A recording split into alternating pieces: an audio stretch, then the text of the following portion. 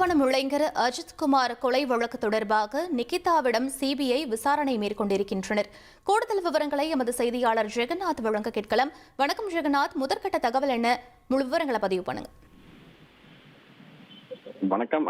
திருப்புவனம் அஜித்குமார் கொலை வழக்கில் தொடர்ந்து 11வது நாளாக இந்த சிபிஐ விசாரணையானது நீடித்துக் கொண்டிருக்கிறது. குறிப்பாக மதுரை சிபிஐ அலுவலகத்தில் 3வது முறையாக இன்று விசாரணையானது தொடங்கியிருக்கிறது. குறிப்பாக கடந்த 3 நாட்களாக பார்க்கும்போது சிபிஐ அலுவலகத்தில் நடைபெற்ற விசாரணையில் சாட்சியங்களை அளிக்கும் தகவல் குறித்து இந்த திருப்புவனம் காவல் நிலையத்தில் இருந்து இந்த கிராஸ் செக் தகவல் உறுதிப்படுத்தும் வகையில் விசாரணையானது ஈடுபட்டு வந்தனர் அதிகாரிகள்.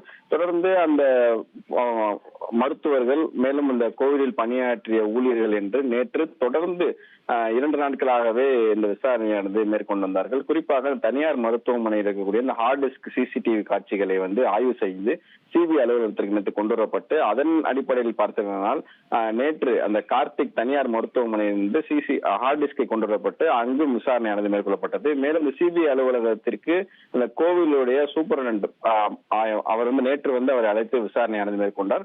இந்த வழக்கில் முக்கியமாக பார்த்தீர்களானால் புகார் அளித்த நிகிதா தொடர்ந்து விசாரணையானது ஈடுபடாமல் இருந்த நிலையில தற்போது இன்று இந்த மதுரை ஆத்திக்குளம் பகுதியில் இருக்கக்கூடிய இந்த சிபிஐ அலுவலகத்தில் 3வது நாள் அவர்கள் தொடர்ந்து விசாரணை நடத்தும் பட்சத்தில் இன்று சரியாக 2 மணி அளவில் நிகிதா அவர்களை தற்போது அந்த நகை காணாமல் போன தொடர்பாக அவர் அளித்த புகாரின் அடிப்படையில் இந்த சிபிஐ வழக்கு பதிவு செய்யப்பட்ட நிலையில இந்த நிகிதா அவர்களை இன்று சிபிஐ அலுவலகத்திற்கு தற்போது அழைத்து வந்திருக்கிறார்கள். அவர் தற்போது அவரிடம் விசாரணையானது தொடர்ந்து நடைபெற்றுக் கொண்டிருக்கிறது.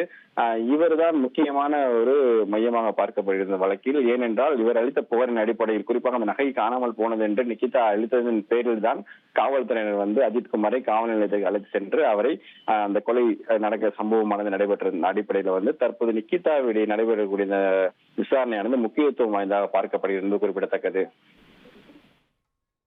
விவரங்களுக்கு நன்றி ஜெகநாத்.